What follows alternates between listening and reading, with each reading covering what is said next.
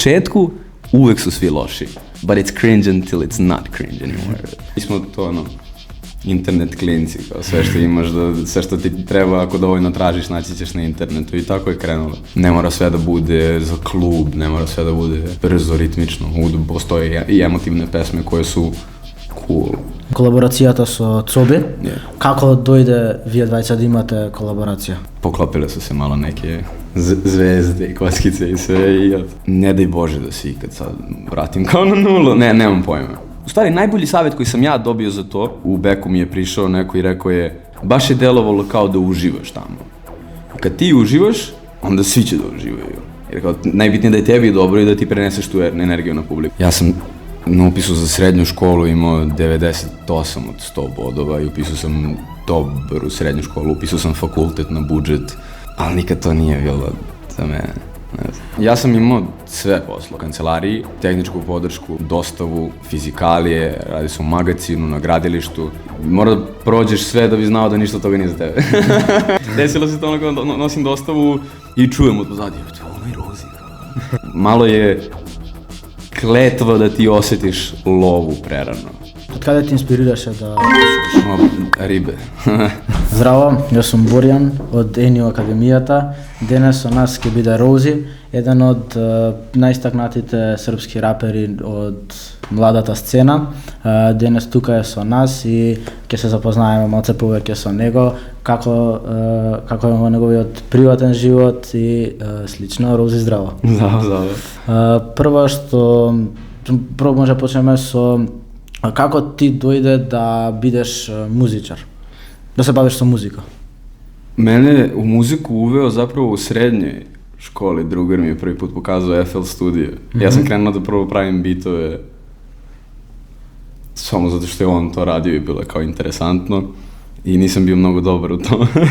I onda sam krenuo da snimam vokale, nabavio sam prvi neki manji setup, mikrofon i zvučne kartice i to. I tako je krenulo zapravo. A sam pisao tekstove prije toga jer mi je bilo interesantno tako da napišem po neki stih.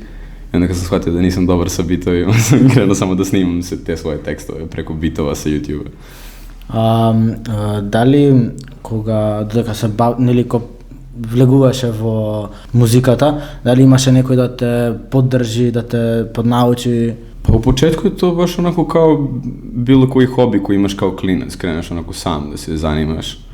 I tu imao sam tog drugara koji se bavio time malo duže nego ja, pa smo zajedno tako, pokaže mi po nešto, ali uglavnom mislim mi smo to internet klinci, kao sve što imaš, sve što ti treba ako dovoljno tražiš naći ćeš na internetu i tako je krenulo.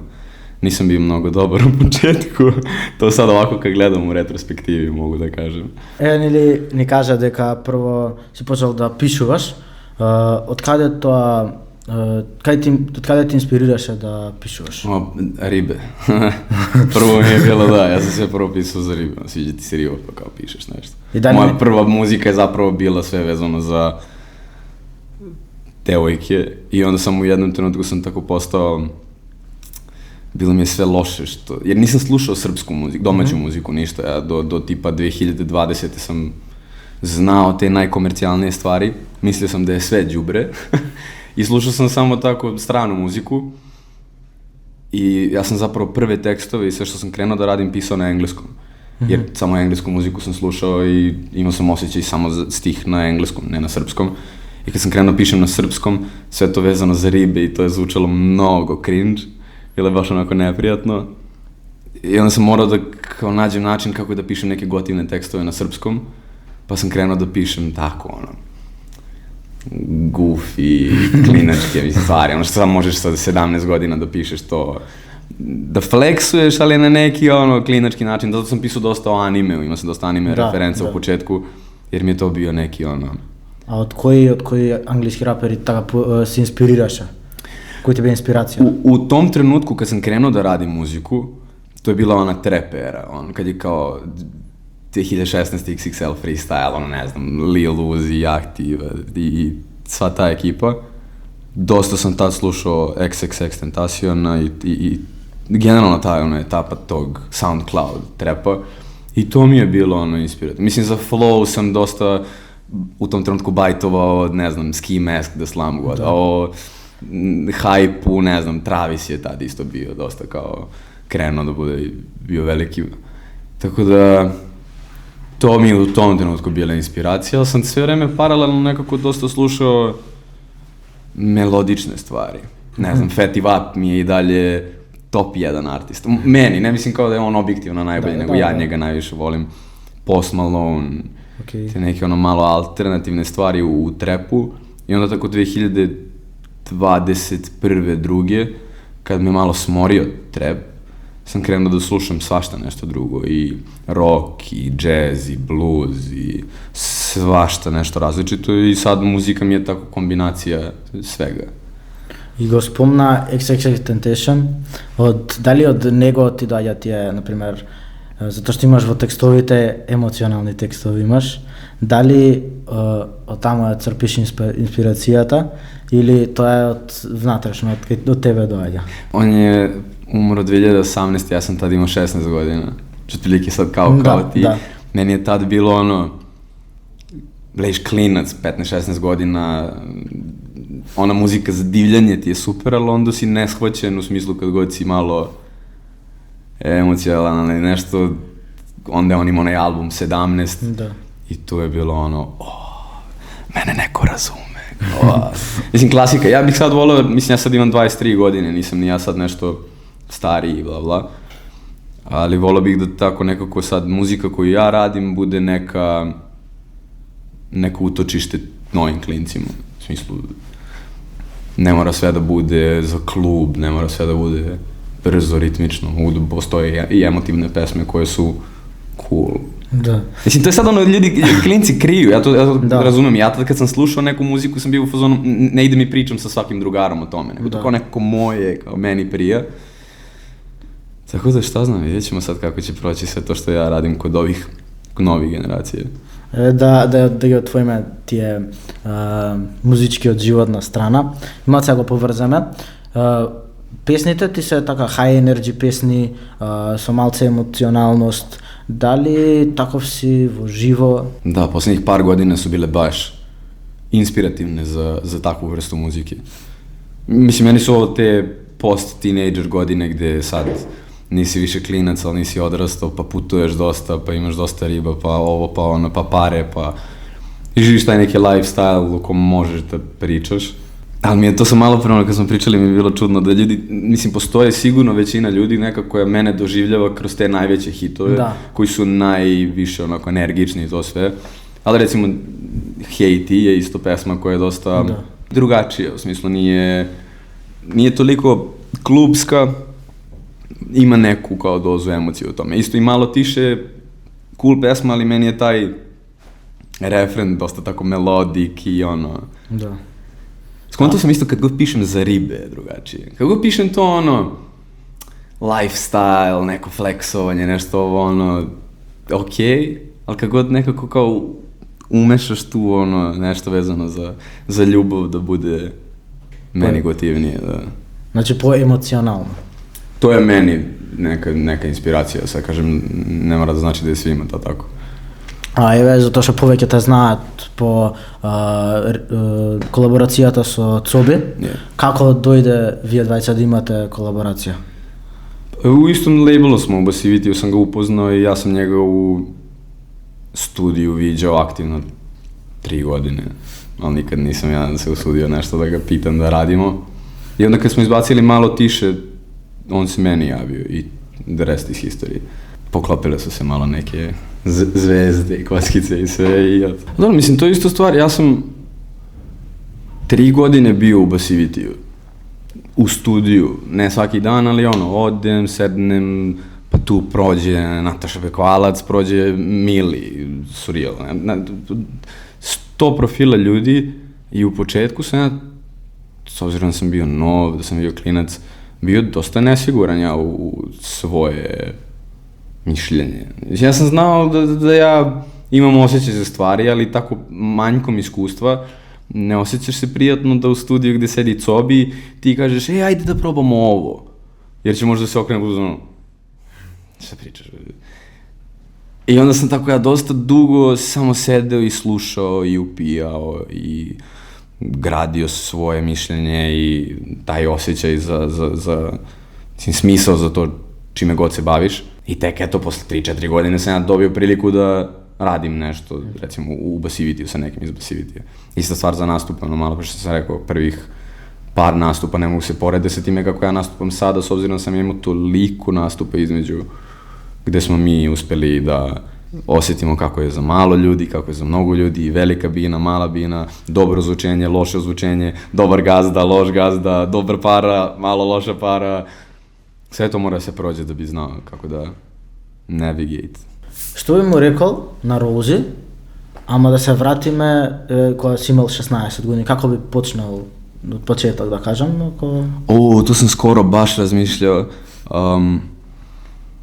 ne daj Bože da se ikad sad vratim kao na nulu, nemam pojma.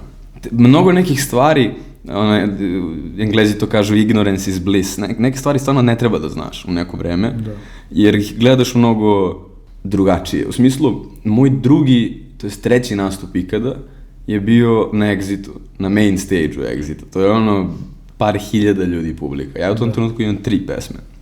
Mnogo brzo sam nekako blow-upovao i možda nezasluženo bio tu gde jesam. I sećam se da smo bili u backstage-u, to je bio neki showcase i trebalo je da se odluči ko će prvi da krene. I svi su se nekako tresli, nisu hteli da budu.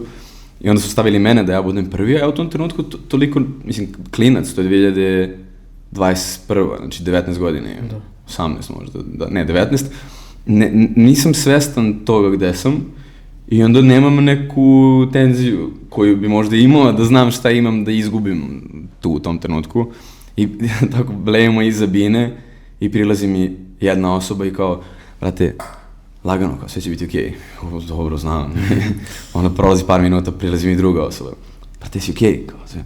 Ako jesam, šta mi, već treći put kad me pitaju šta će da mi se desi tamo, znaš, izašao sam, odradio sam nastup, pevao sam to, užasan nastup, inače kao ima snimak, mislim, užasan sad za ove standarde gde sam ja trenutno, ali super za klinca koji ima 3 pesme i izašao na main stage Exita.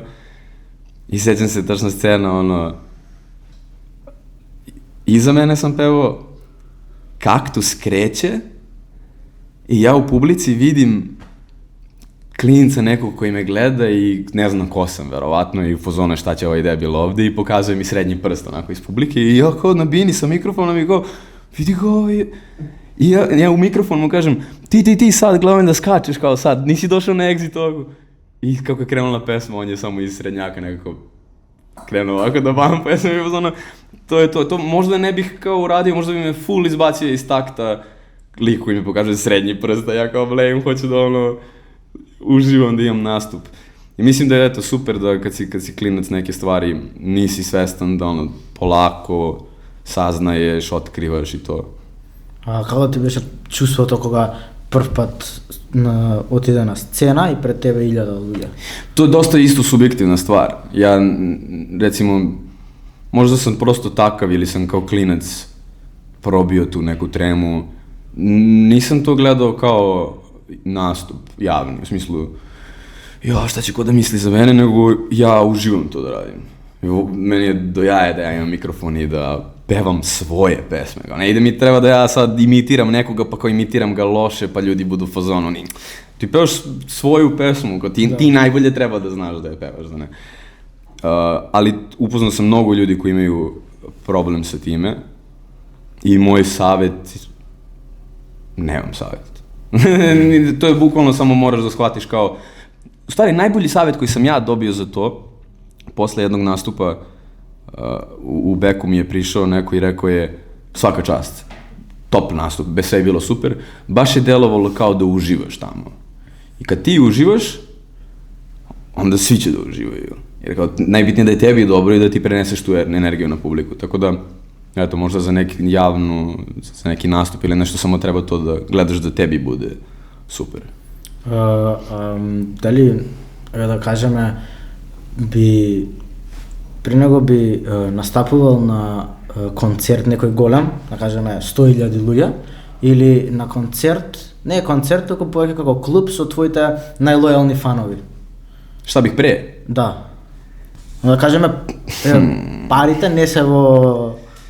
Ne znam, ja sam prošao svašta, imali smo i nastupe, mislim, Bog da ne zna isto, imali smo nastupe za 10 ljudi, male neke, imali smo nastupe i pred 1000 na festivalima. Dokle god imaš nekoga u publici ko peva sve, ti možeš bukvalno da se fokusiraš na njih i kao da sve vreme njima nastupaš. I to kao da ti je drugar. Kao ti i ja sad odemo na karaoke i pevamo pesmu i spredamo se ti i ja. To što su svi drugi ljudi tu pored, to je ono okej. Ali kao ako imaš jednu osobu, kao sve što želiš da napraviš neku interakciju, praviš direktno njoj i onda samo okreneš i pokažeš svima. To je isto, mislim, jedan skill koji se razvija iskustvom. Moji nastupi sada su daleko bolje nego što su bili pre, jer smo mi u međuvremenu iskustvom skapirali, ovde na ovoj pesmi možemo da mogu da to i to kažem u mikrofon, tako i tako da otpevam. Mislim, kao i sve, što više radiš, što si bolji. Ali najbitnija stvar je da imaš nekoga i zato ja za sve nastupe gde mogu, recimo, da dovedem svoje neke najbolje drugare, oni uvek dođu, jer tačno u trenutku kad vidim njih, to je to. Ja znam, ako mi u bilo kom trenutku nešto bude malo off, samo pogledam u njih i ja znam da oni bumpuju i da su oni do jaja. Tako da, eto. Тие другарите, друштво твое, секогаш биле со тебе како поддршка или некој, например, почињаш ти со музика и као кринџ, ова не ми се свиѓа и... U početku je uvek cringe, u početku će uvek biti ljudi koji će misliti da je cringe. Moji najbolji drugari su ljudi koji su totalno van ove industrije, koji nemaju veze sa time, nikad to nisu gledali kao kroz neku slavu i nešto. I to je super jer dosta su onako objektivni. Ne dođem, pustim im pesmu, kažem, iskreno, ovo je sranje. Ili ne, ovo mi je super i to. Ali imam isto i dosta ljudi koji su tako, i bave se muzikom ili nešto. Bitno je da imaš svega pomalo. A u početku će svakako uvek da bude to cringe. Zato što u početku uvek su svi loši.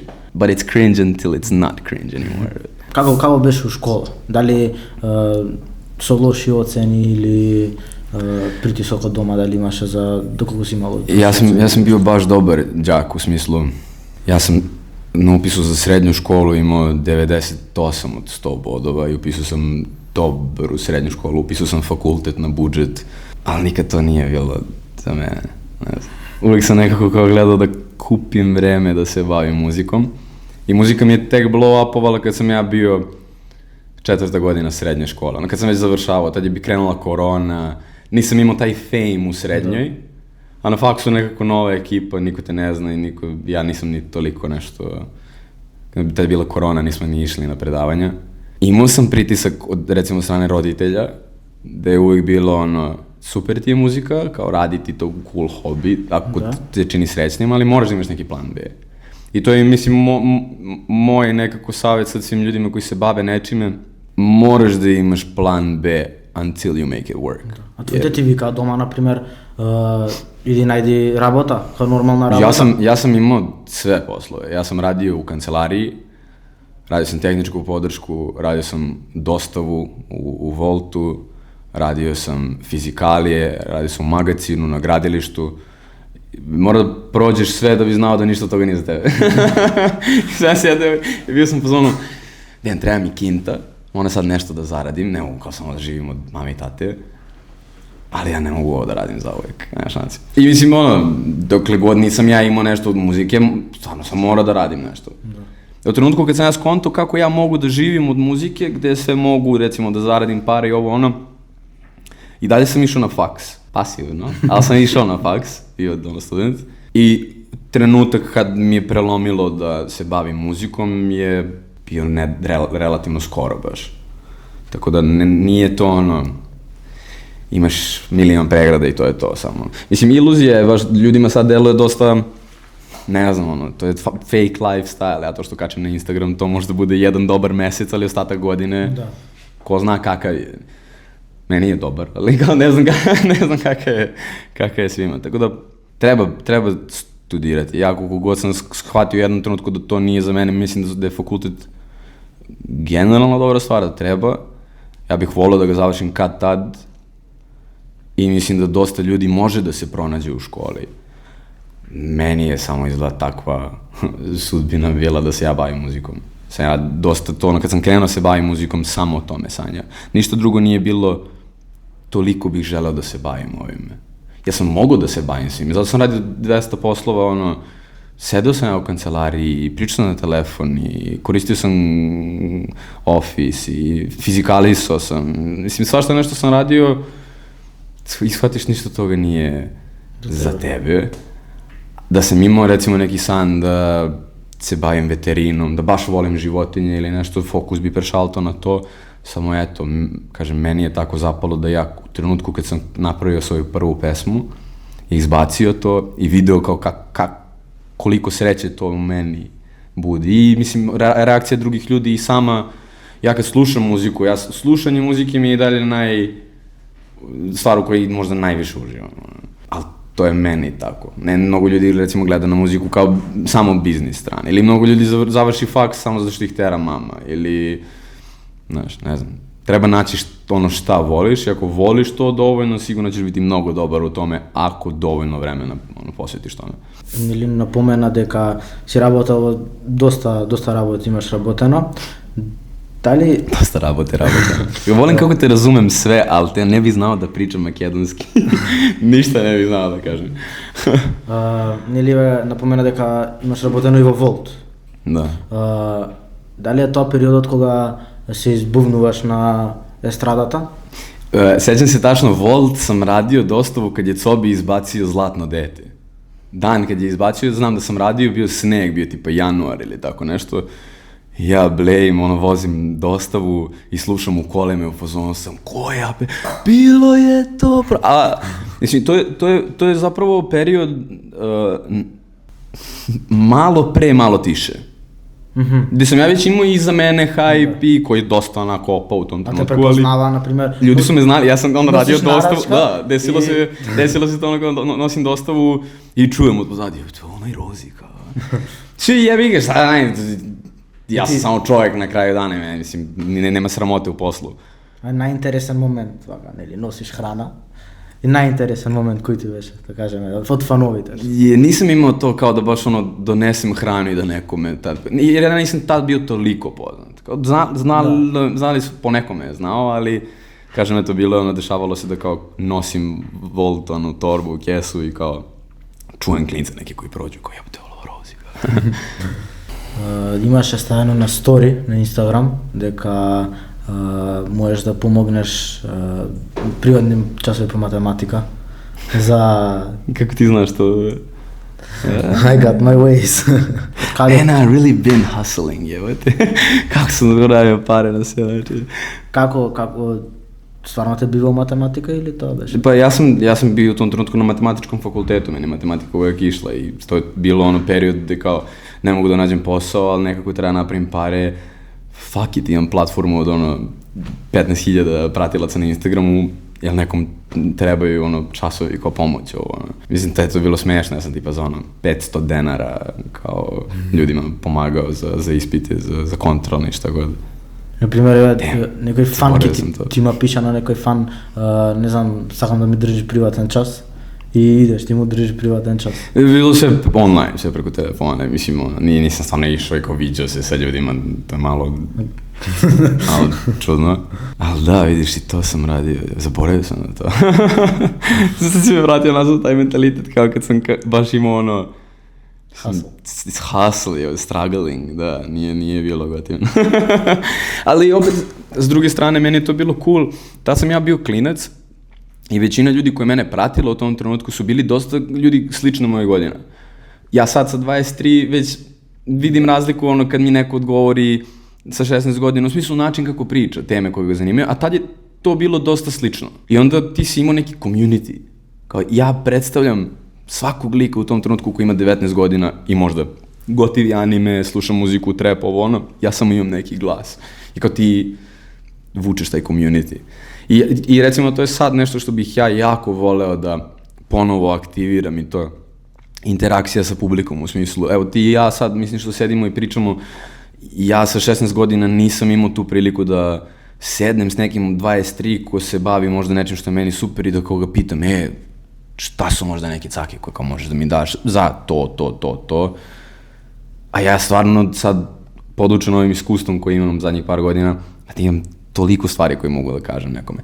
Ne u smislu da ja tebi dam tačno šta da radiš, nego ću ja da ti ispričam kako sam ja tačno radio i ti mojim iskustvom ćeš da vidiš, ja možda ne bih isto tako, ali znaš onda kako bi, razumeš? A misliš da famata te promeni? Da. Mislim, ne može da te ne promeni, mnogo gledaš na stvari drugačije, ali mislim da me promenilo na loše zato što meni slava nikad nije bila cilj. Meni je i dalje slava. Mislim, ja ne radim muziku da bi ja bio popularan.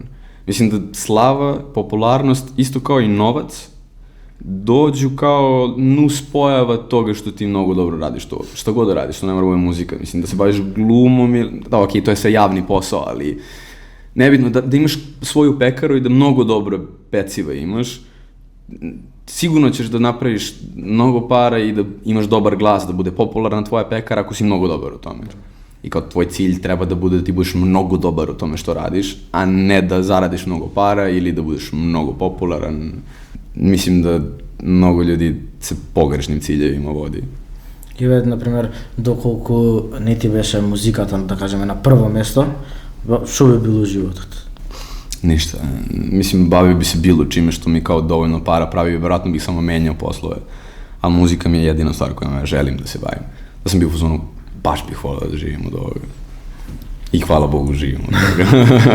ja pričam dosta iz ličnog iskustva, naravno, ja ne znam kako je biti advokat, ali kad se baviš muzikom, znaš iskustvom i toliko koliko dugo radiš, znaš šta sve možeš, gde sve možeš. I onda all eggs in one basket nije isto kad imaš 2 eggs in a basket i kad imaš 10 eggs in one basket. Tako da to što ja, mislim, recimo se bavim muzikom ne znači da ja za godinu dana uz dovoljan kapital neću da kupim neku nekretninu i da se bavim i time sa strane, ali kao da radim posao 9 to 5 za nekog drugog, ne znam, ne daj Bože ikad, just not for me. Ali to je problem moj neki ličan sa autoritetom. U smislu, ja ne znam zašto, ali ne mogu da pomislim da je meni neko šef. On može da bude iznad mene, u smislu da bude i pametniji, i sposobniji i to, i da mi bude poslodavac. Ja nešto uradim za njega, ali kao šef da meni neko diktira kad, koliko ću da radim, ja samo ne funkcionišem tako, ja ne umem da učim na vreme dovoljno, ja sam baš kampanjac, bilo 2 dana pred kraj sednem, bam, naučim koliko treba i provučem se, da. Mislim, to je za školu, ali čak i sad za muziku, ja ne pravim jednu pesmu dnevno i onda daj Bože za 20 dana pravljenja muzike ću da napravim jedan hit, nego ja pravim jednu pesmu u kad god meni to padne na pamet, jer tad me nešto inspirisalo. Tako da ne znam, ne mislim da postoji jedan ispravan način za sve. Neko savršeno funkcioniše da radi u 3 firme u isto vreme i ima 1.500 evra platu u svakoj od tih firmi. Prosto može. Toliko je pametan, sposoban, šta god.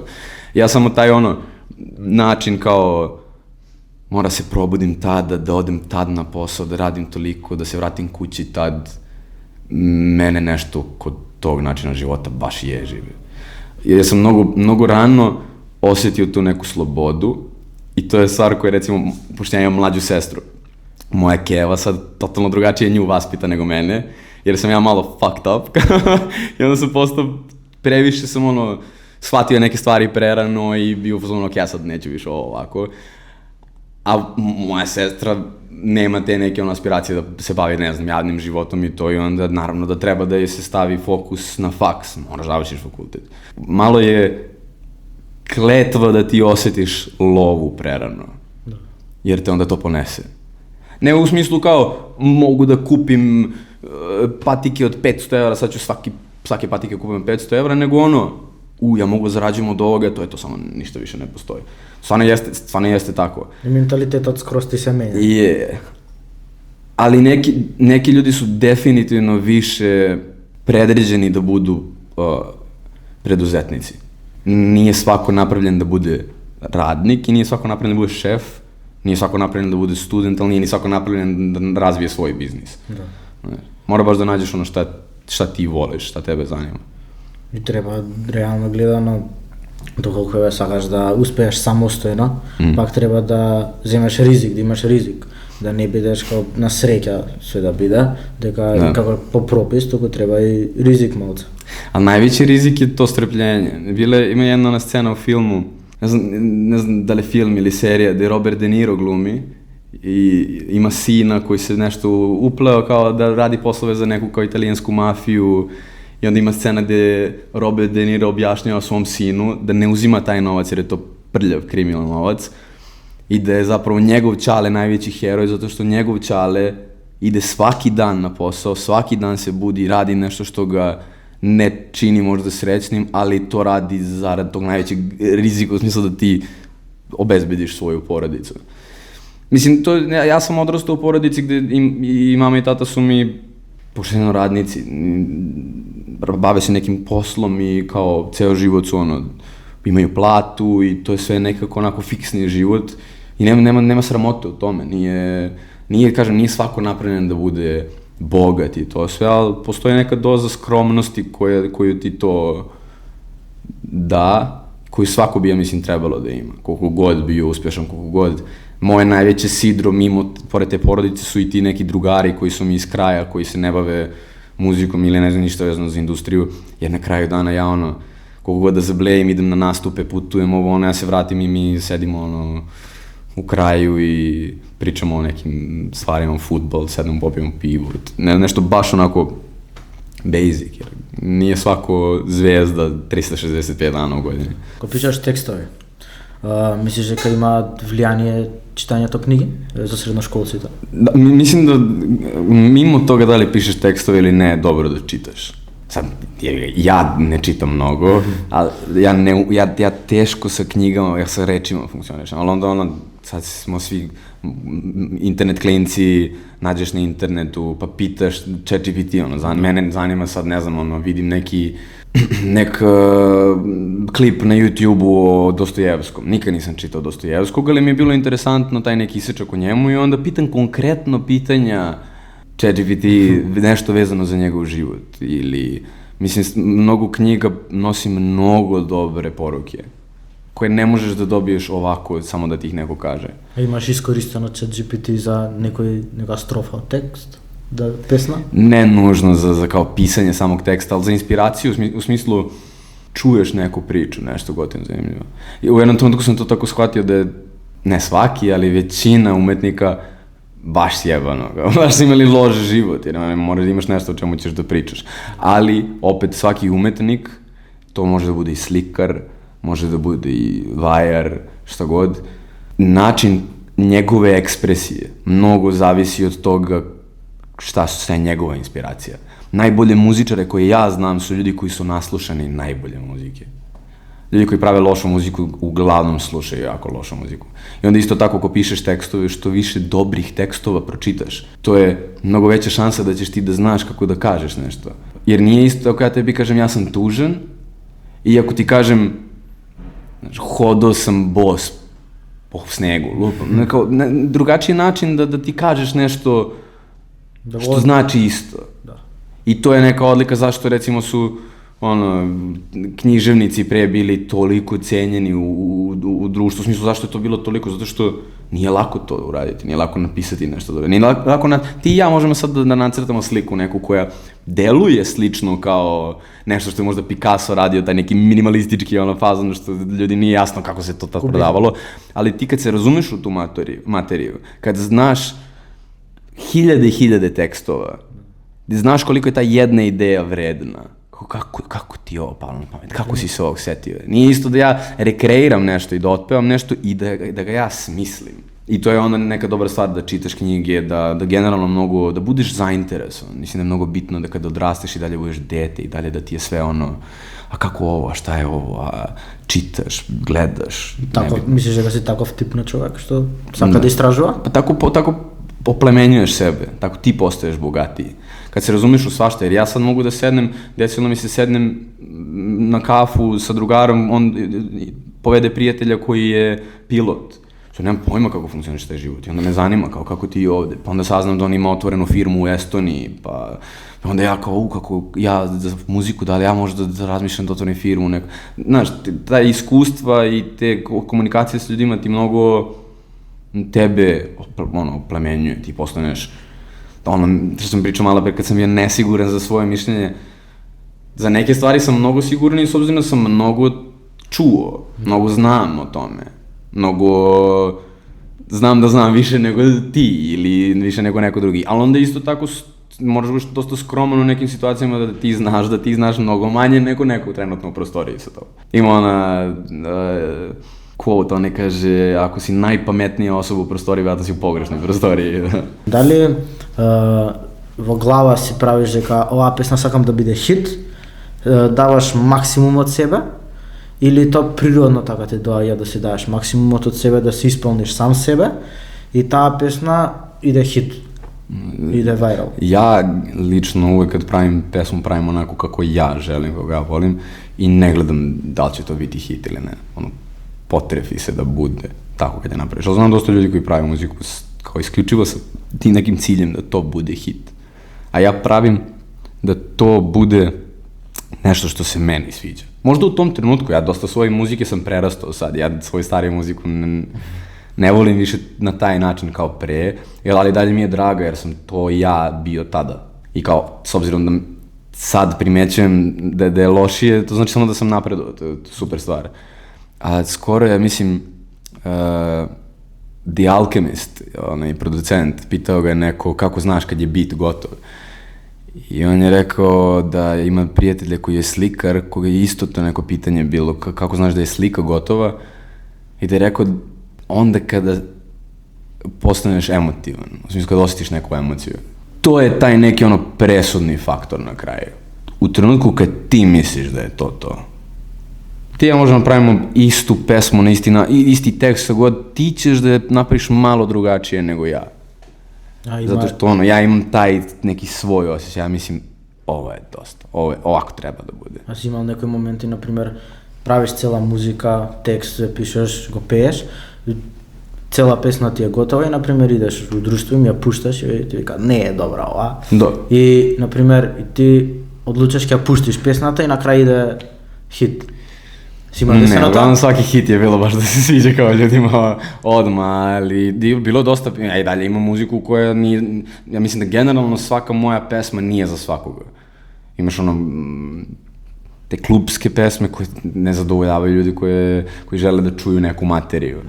Onda imamo onu trap stvar koja je malo više ulica i kao za tu neku grupu ljudi, a nije baš za devojke. Onda ljubavna pesma, mislim, nije baš za ortaki iz kraja. Nije sve za svakoga, ali je sve moje za mene. Interesira koji ti je najinteresan moment što го imaš doživejano во текот на твојата кариера? Mnogo stvari, baš ne znam gde bih krenuo. Mislim, relativno skoro nam se to prvi put desilo, imali smo nastup u Glasgowu u Škotskoj i sad tamo niko ne zna ko smo. A što ne zna ko smo, nego što smo jedini Srbi tamo. Baš je full si nepoznat i odradili smo nastup i ljudi su bili oduševljeni.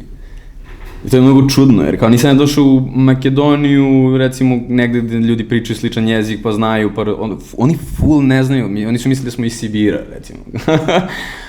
I to je bilo nekako lepo, mimo toga što, ne znam, putuješ dosta, mimo toga što Keva mi je pre neki dan zaplakala prvi put uz pesmu. To baš neke lepe stvari se dešavaju u ovom životu koji ja vodim. Kako dodavte u Škotska da bidete, da nastupujete? Imali smo nastup u Bugarskoj i tamo nas je vidio neki buker iz Glasgowa. Si mali svet, to je sve što više stvari radiš i što si bolji. A očekuvate da ima dosta publika da ve znaат u Škotska? Niko nije znao ko smo, ne. To je bio neki showcase, odeš tamo i imaš 20 minuta da se predstaviš ko si, mislim, 20 minuta nastupa i pokazali smo im ko smo. Како артист, ќе истакнат, кога прв пат ти се јавуваат спонзори, колаборации со брендови? Meni to ide, mislim, ja sad ne mogu da pričam za sve, meni to ide preko e-maila dosta, baš onako kao I sam si govoriš? business corporate. Ja, recimo, da, imam uvid u mail, ali imam svoje prijatelje, menadžere, ljudi koji se bave time bolje nego ja, uz koje se konsultujem za sve to. Stigne mi mail, ponuda, saradnja. Biznis, mislim da je generalno jako bitno da bude dosta transparentan što se tiče same organizacije, same kampanje, same budžeta i sve. Jer malo je nemoguće da neko ne bude nezadovoljan ako postoji neka nešto napisano s malim slovima ispod svega, mislim, figurativno. Tako da sa te neke strane moje sve saradnje, moja sva sponzorstva su bila promišljena. Ja sam dosta kampanja odbio, zato što meni nije preterano bitno da ja samo zaradim pare, nego da to ide i nekako uz moj imidž. Da ja ne radim bilo koji brand, ili ako radim neki brand, a nije to baš toliko usko povezano s muzikom, da ga nekako spojimo sa muzikom. Da to bude ili vezano za neki festival na kom nastupam, tako sam imao par nekih kampanja, ili recimo neki veliki brendovi koji su prosto tako lifestyle, kultura, streetwear, šta god, nešto što ide uz tebe. I većina brendova koji su mene cimali, uglavnom su imali jako sličnu priču. Uvek je bilo, ti si nam super, zato što si family friendly, u smislu ni ne pričaš o narkoticima, znaš, prezentabilan si, a s druge strane si autentičan. Originalan si, tvoj brand je nekako nešto što bismo mi volili da se vežemo. Daleko od toga da sam ja najbolji, ja sebi jesam najbolji da sam me izabero, ali znaš, kao drugačije se rade kampanje, opet kažem, koje su samo orijentisane oko novca gde to najviše, a drugačije je to kad neko zapravo i brand želi da napravi nešto gotivno, da ljudi sa kojima rade, da to ima veze sa muzikom, ako se ja bavim muzikom, ako se neko bavi, znaš, nema smisla da, ne znam, gaming centar sponzoriše neka pekara. Da. Malo su to drugačije stvari. Ja isto nikad tako nisam teo da, ne znam, reklamiram neke maskice za telefone ili nešto to. Respekt, ali... A koji je najgolem svetski brend što imaš pravno kolaboraciju? Ne kolaboracija, sponzora. Poslije neko drugo pitanje.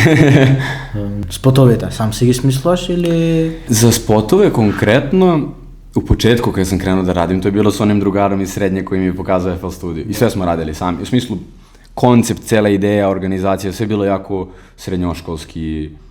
Otišli smo i pitali smo ljude da li možemo pola sata da snimimo tu. Razredna nas je puštala tada sa časova malo ranije da bismo stigli da snimimo sve. Sada ja ne bavim se direktno smišljanjem svega, jer ja na kraju dana volao bih da budem muzičar, da se ja bavim muzikom, da videograf se bavi videom, fotografijom, ali jako volim da budem deo svega. Mislim, na kraju dana taj spot je nešto što mene predstavlja.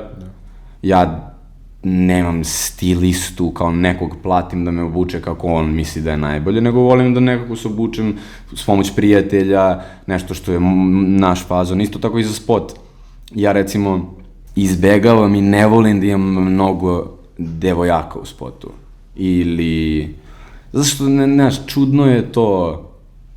Postoji neki šablon kod nas kako se to radi sad, kola, pare, devojke, Meni je uvijek bila ideja da to bude malo nekako drugačije, gotivno. I da, čisto neka cool ideja. Pa zato dosta spotova su mi spotovi su investicija jedna velika, u smislu da napraviš dobar spot, teško je bez para. Ne možda ni pare za samu kao organizaciju, mislim da, dobra rasveta, dobar mesto, lokacija, da se nešto renta ako treba, oprema, rekviziti, šta god. Većina spotova su ti nekih VHS i kao to, putovanja, lifestyle i nešto što zapravo je šta se meni dešava, moj život. Tako je bilo za Haiti, tako je bilo za sad ovu posljednju pesmu Vreme leti, ali imao sam tako i ta neka studijska snimanja, hangari, ekipa, asistent, režije, panele pogledaš pa si cool je, treba doživjeti, ali šta znam, spotovi su jako zahtevna stvar, jako teško napraviti dobar spot. Може nekaj da otkriješ, ima nešto novo, se sprema nešto novo. Sad u decembru treba da izbacim album i uz album da izbacim spot za jednu pesmu sa albuma koji je bio eto full organizovan s ja i drugar jedan više cinematičan nego spot i onda posle toga treba da izbacim i sviranu live session verziju albuma sa bendom, sa celim videom, 30 minuta tog materijala albuma. Tako da svašta nešto radim sad u pozadini, ali gledam da ćutim, da ne pričam mnogo, zato što više pričaš, što manje dele kao da radiš nešto. Ako ga ćutiš, onda se pojaviš i daš ljudima nešto. Na ovo sam potrošio tih zadnjih 6 meseci gde me nije bilo. Ima malo više smisla, tako da eto, u decembru je plan da izbacim album. Koji совет bi im dal? Например, имам доста и другари што се бават со музика, си прават и спотови и песни нивни. Кој совет би им дал? Например, на 16 годишни, што може да кажам дека веќе влагаат музиката, имаат по 3-4 илјади прегледи. Што би им препорачал, например, вака? To uopšte nije malo 3-4 mislim, ja znam da nekome možda to deluje, ne znam, malo što, za nekog koga tek kreće da radi muziku, super, nije lako nabaviti 50 ljudi koji će čuje tvoju pesmu, a ne da se to vrti. Jedna stvar koja se meni desila, koja ne mora se desiti svima, je taj neki brzi uspeh i to je stvar koja slomi mnogo ljudi, u smislu kada radiš dugo nešto i nemaš vajde od toga. Sad ja ne kažem da neko treba pravi muziku od 18. do 35. i da bude u fazonu, veruj, mislim, sad će da uspe, samo što nije, jer kao 16 godina je prošlo, ali kao kad si klinac sa 15-16, pa 18, mislim, ja sam prvu pesmu izbacio malo pre nego što sam napunio 18 godina, ne, 17 sam imao. Ne možeš da očekuješ da postaneš popularan. Ne možeš ti sa 17 da se porediš sa nekim koji ima 25, mislim 23, 30. Ja sad znam da na nekoj skali postoji ljudi koji su daleko ispred mene kao što se tiče karijere. Najbitnija stvar je da budeš to konstantan, da radiš to zato što stvarno to voliš, to je najbitnije. I u početku već da kreneš da shvataš šta je tebi cilj. Ti i ja ako se bavimo muzikom, ali ti se baviš muzikom da zaradiš što više para što pre, da bi nebitno pomogao roditeljima i ja koji se bavim muzikom da bih napravio neki legacy, napravio nešto što će da ostane cool, drugačije, narednih 10 godina će da bude. Ne radimo istu stvar, ne bavimo se na isti način muzikom. Mnogo je bitno da znaš zašto se baviš. I da sakaš to što radiš. I da voliš to što radiš, da. To je, mislim, i mimo muzike. A misliš дека ќе teraš sa muzika do 40 godini? Ja mislim da ću ja radim muziku zauvek, jer mene muzika stvarno čini srećnim. Mislim, napravit ću jednu pesmu u godinu dana možda, ali kao radit ću jer volim, ali da se bavim aktivno muzikom, nema mnogo smisla sa 45 godina. Ja u jednom trenutku bih volao da imam ženu i decu i... Familiju. Da budem family guy. Ja bih volao da onda imam neki jedan veliki koncert godišnje i kao da ja i dalje idem u studio s vremena na vreme ali razlog zašto ja ne pričam u stvarima, u pesmama tako kako pričam je zato što meni sad, kad si klinac pa malo te povuče lifestyle, ali trebalo bi da u jednom trenutku ponašaš se shodno svojim godinama. Da. Ruzi, hvala što odvoji vreme da бидеш тука со нас. Тоа е се од овој подкаст, а ние се гледаме во следна епизода. Поздрав!